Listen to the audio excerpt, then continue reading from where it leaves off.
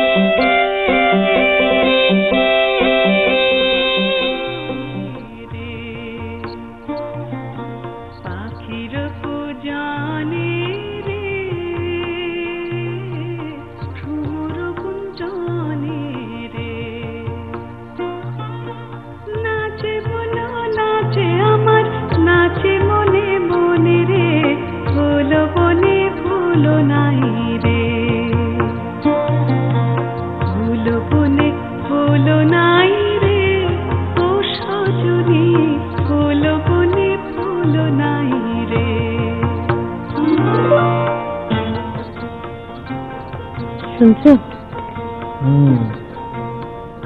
কুমুটা কেমন গান গাইছে শুনছো?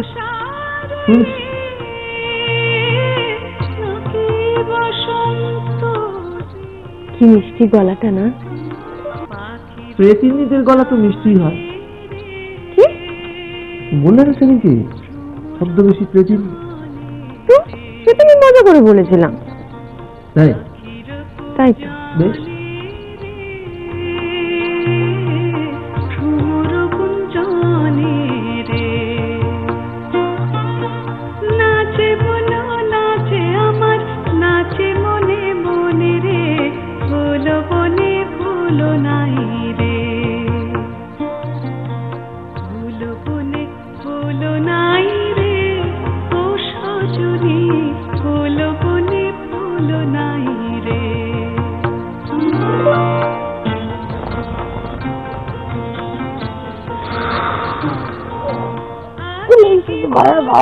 ঘর ভালো লাগবে।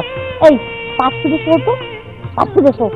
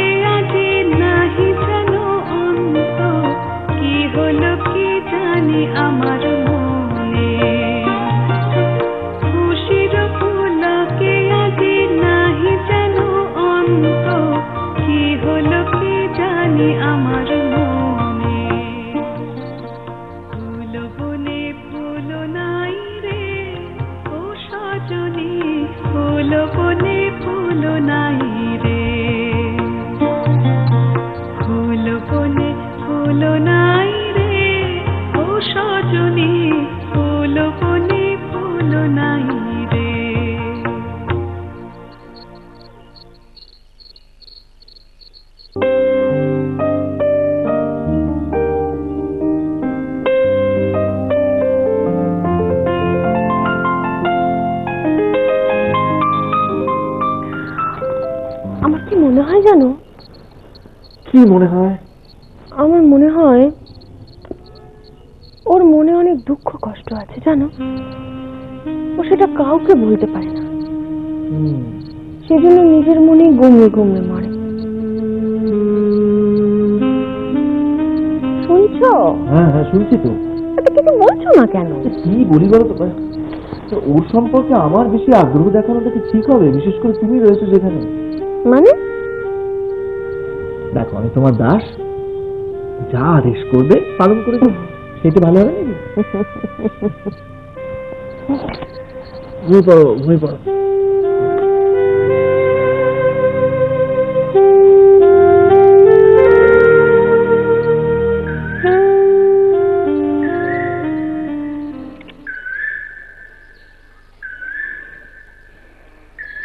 হারানি, কি বলছো? ও হারানি, বলো না। দেখ না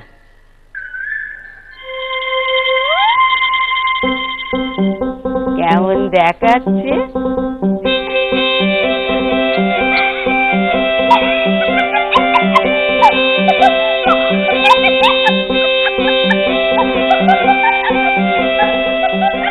গেল যা।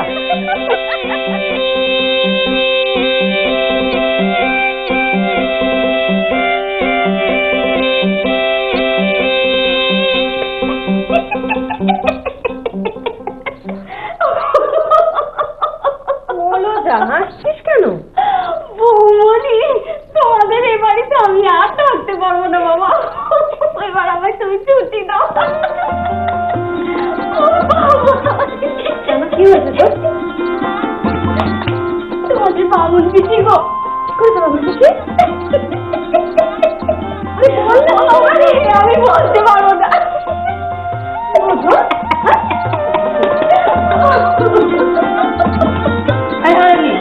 কি হয়েছে কি? হ্যাঁ, না হয় একটু চুল কালো করে নিয়েছি, তাই বলে তোমরা যদি সবাই এরকম করতে থাকো। না না, সত্যি তো এত হাসির কিচ্ছু হয়নি। তুমি বরং এক কাজ করো বামুন পিসি, তুমি এই জল খাবারগুলো নিয়ে গিয়ে কর্তা বাবু আর দাদা বাবুকে দিয়েছো না। আমি দেবো? হ্যাঁ, তুমি যাবে। না, বলছিলাম কি আমার মুখখানা খুব বিচ্ছিরি দেখাচ্ছে। ও মা, না না, বেশ দেখাচ্ছে গো। কিরকম তাই না? তাই তো। হ্যাঁ, যাই।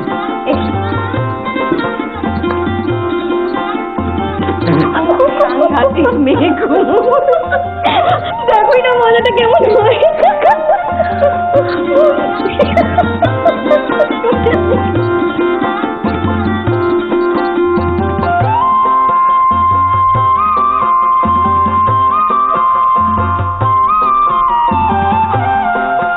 দাদা বাবু, এই জল খাবার। হ্যাঁ, রাখ।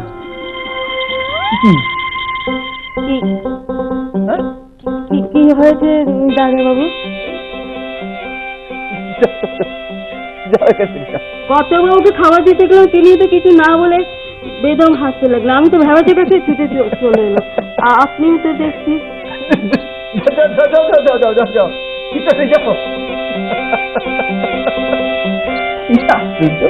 মুখে একগাছা কালি ঝুলি মেখে বাড়ি শুদ্ধ পাগল হয়ে গেল নাকি?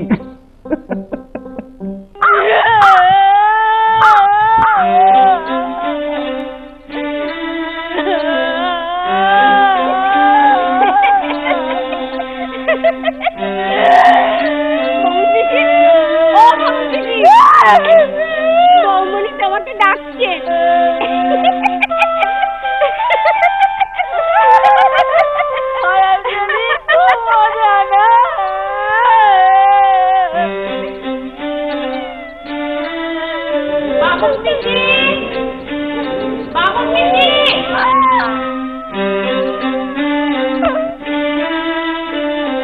এসো এসো আগে শিগগিরই।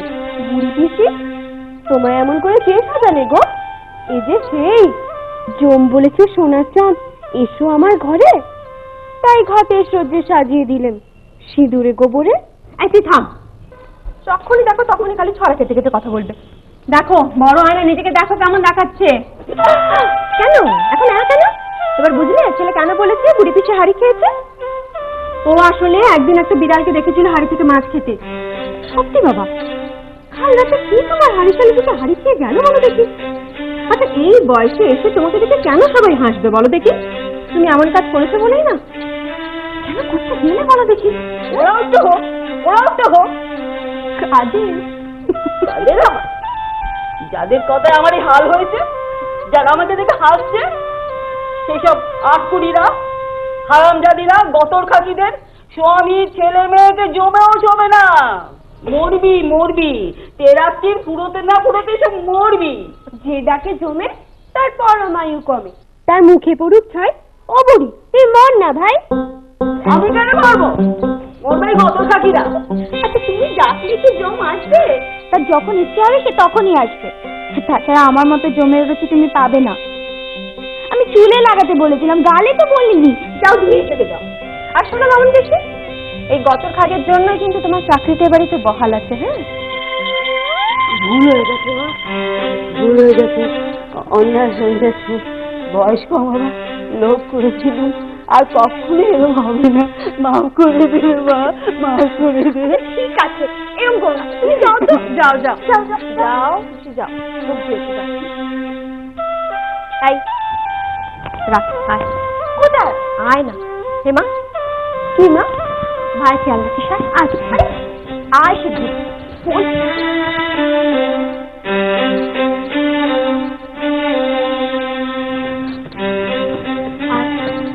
এখানে বস, তোকে বলতেই হবে আমাকে। আজকে না বললে আমি ছাড়বো না। কি বলবো? কালা দেখি ডাকাতে কি তাই বলবি। তুই কেন জেগে লড়েছিস? কেন তোর সারা রাত ভোর ঘুম হয় না? কেন তুই পেট্রির মতন কাঁদতে থাকিস? তোকে সব বলতে হবে আজ আমাকে, না বলার তুমি ছাড়বই না। চুপ কর, চুপ কর, আমি আর শুনতে চাই না। তুমি তো সাথে চাইলে আমার ঘাট হয়েছে শুনতে পেয়ে। তুই এত কিছুর পরে বেঁচে আছিস? বললাম ঝামেলা হচ্ছে।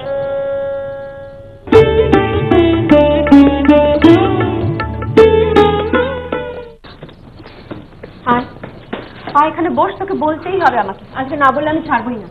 কি বলবো? কালা দেখি ডাকাতে কি তাই বলবি। তুই কেন জেগে লড়েছিস? কেন তোর সারা রাত ভোর ঘুম হয় না? কেন তুই পেট্রির মতন কাঁদতে থাকিস? তোকে সব বলতে হবে আজ আমাকে, না বলার তুমি ছাড়বই না। শুনবি? বেশ, তবে শোন।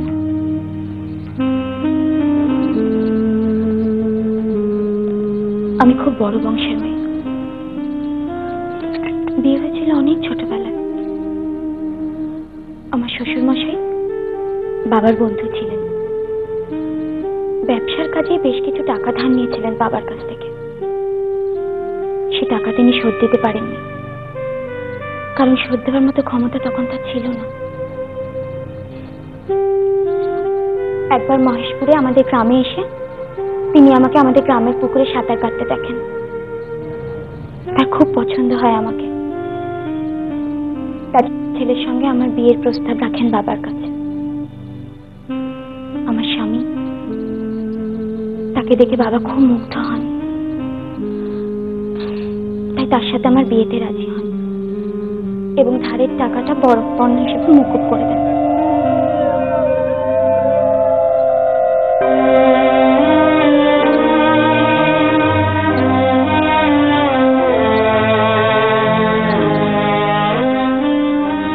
তারা গরিব হলেও বড় বংশের ভেবে বাড়ির সবাই রাজি হয়ে বিয়েতে।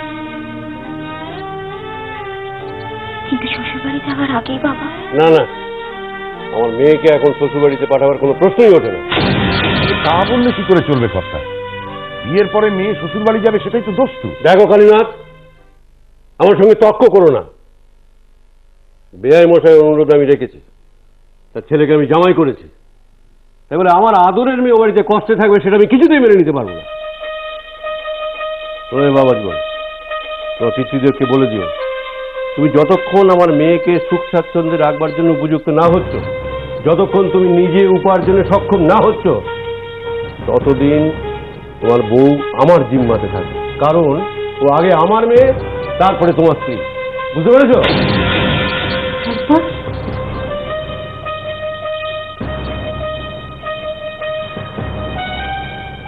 তারপর আমি বড় হলাম, অনেক কিছু শিখলাম। রান্না বান্না, সেলাই পোড়াই, লেখাপড়া, ঘোড়া চড়া, নৌকা বাওয়া, এসবও শিখেছি। আমার মা পিসিমারা বলতেন আমার বর্ণাকে খুব সুপুরুষ আর দেমাকি। অন্য দেশে থাকতেন, তাই ভীতু ভীতু বাঙালি মেয়ে হয়ে থাকলে চলবে না। এসবের মধ্যে দিয়ে চলতে চলতে কখন যেন ভুলে গিয়েছিল যে আমার বিয়ে হয়েছিল। কিন্তু একদিন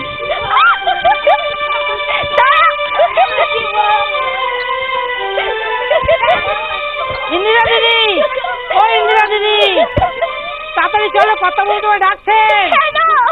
তোমার শ্বশুরবাড়ি থেকে পালকি এসেছে, তাড়াতাড়ি চলো।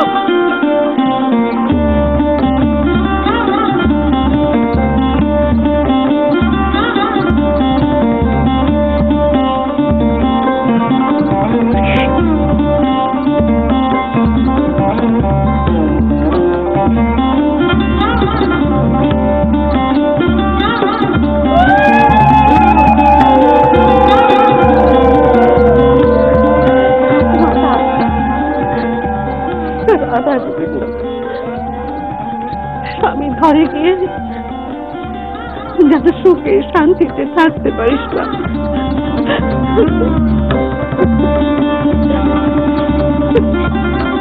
কই গো, তাড়াতাড়ি চলো। আরে 10 ক্রোশ পথ। আরে চলো, মনোহরপুরে সন্ধ্যের আগে পৌঁছতে হবে, চলো।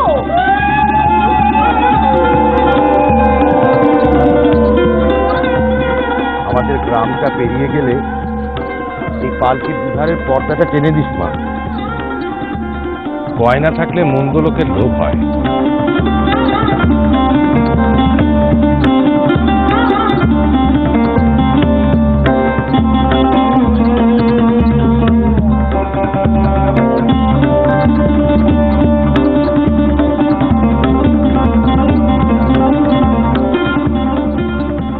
রাখো ভাই, রাখো রাখো রাখো ভাই।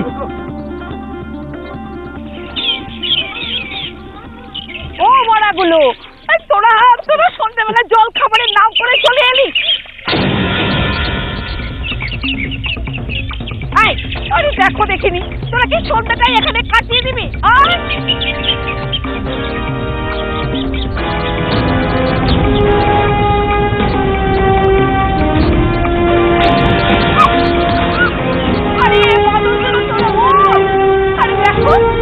কোথায় শুনে না?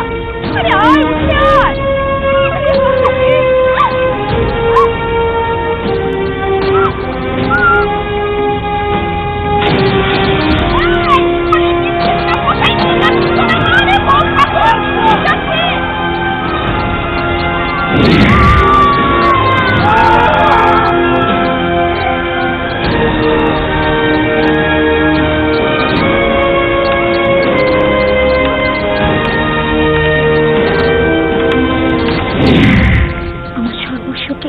গভীর রাতে ওরা আমাকে নির্জন জঙ্গলে ফেলে রেখে চলে গেল। এত সুন্দর রূপ তোমার, তোমাকে তো জঙ্গলে পচে গলে বসতে দিতে পারি না। কি বলিস খেলোয়া? সর্দার, কিন্তু এই গয়নাগুলো না দিলে ওকে তো মরতেই হবে। না না, এটা মাটা ঠিক হবে না। তাহলে বল, ভালো মেয়ে মানুষের মতো ওকে গয়নাগুলো খুলে দিতে। হ্যাঁ দাও, আরে চিন্তা করছো কেন? আমি তোমাকে সব নতুন করে গড়িয়ে দেবো।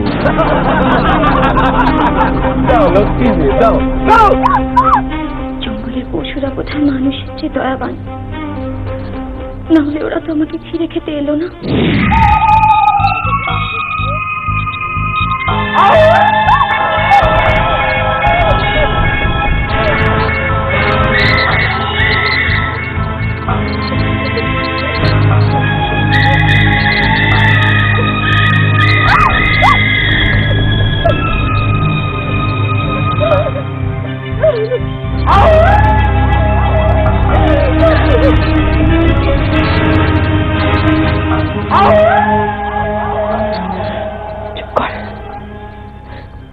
চুপ কর, আমি আর শুনতে চাই না। তুমি তো শুনতে চাইলে। আমার ঘাট হয়েছে শুনতে চেয়ে। তুই এত কিছুর পরে বেঁচে আছিস? বললাম ঝামেলা হয়েছি, তুমি যদি নাও আটকাতে, মরণ আমার হতো না। আমি ছাপ দিতে গেলে হয়তো গঙ্গার জলে শুকিয়ে যেত। অভাগিনীকে মা গঙ্গারও বুকে তুলে নিতে পারে। চুপ কর গো মা।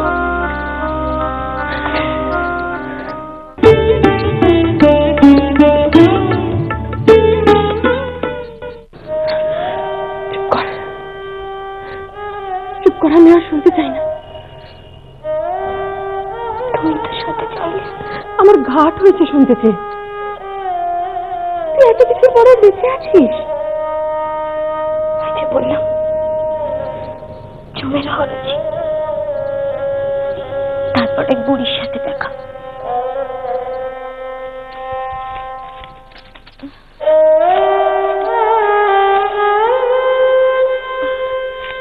কে গো তুমি বাছা? আরে এমন রূপ, একেবারে কালি মেরে গেছে গো। সুখে ছিলাম কোথায় আইলাম, কেন বাহে থা আইলাম মাগো রে। এতে আমার হাতে বানানো কিছু মিষ্টি আছে, পথে যখন খিদে পাবে তখন খাস।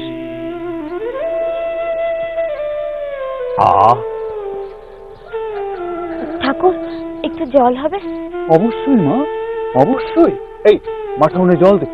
সেখান থেকে মনে হয় পুরের পথ ভুলে গিয়ে এক ব্রাহ্মণের কাছে ঠাঁই নি। আমি তোমার জন্য একটা সুখবর এনেছি মা। হ্যাঁ, আমার এক সম্ভ্রান্ত যজমান সপরিবারে তীর্থ করতে যাচ্ছেন। তারা কলকাতা হয়ে যাবেন।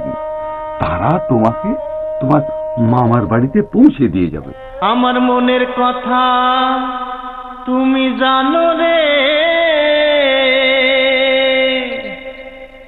আমি কোথায় ছিলাম কোথায় আইলাম, কেন বাহে থা আইলাম মাগো রে।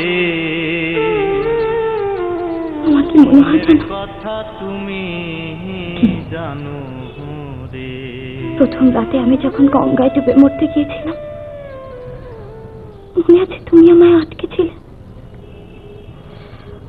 তুমি যদি নাও আটকাতে, মরণ আমার হতো না। আমি ছাপ দিতে গেলে হয়তো গঙ্গার জলে শুকিয়ে যেত। অভাগিনীকে মা গঙ্গারও বুকে তুলে নিতে পারে। চুপ কর গো মা। সারসের কথা দেখ, বেলা বয়ে গেল, এক্ষুনি হয়তো মা তোকে ডাকাডাকি করবে। আয় চলে। শোনো,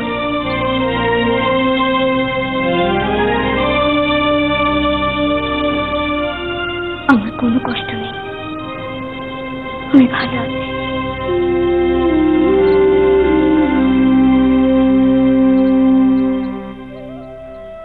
কোন ছোটবেলায় বাবা বিয়ে দিয়ে দিয়েছেন, তারপরে জেদ করে শ্বশুর বাড়ি যেতে দেননি। তারপরে যখন সেই সময় এলো, তখন ডাকাতের হাতে পড়ল। ডাকাতের হাতে? দাদা আসলে তো দারুণ মিল খুঁজে পাচ্ছি। কিসের সাথে মিল গো? আরে আমার বড়লোক মক্কেলের জীবনের সঙ্গে। তার স্ত্রীকে তো অপহরণ করা হয়েছিল। হ্যাঁ, তাই খুঁজে পাওয়া যাচ্ছে না। ভদ্রলোকের মনে অবশ্য খুব আশা যেভাবেই হোক ওনার স্ত্রীকে উনি খুঁজে পাবেনি, এবং সেই কারণে ওর বাড়ি থেকে বারবার নতুন করে বিয়ে করার জন্য চাপ দেওয়া হচ্ছে, কিন্তু উনি রাজি হচ্ছেন না।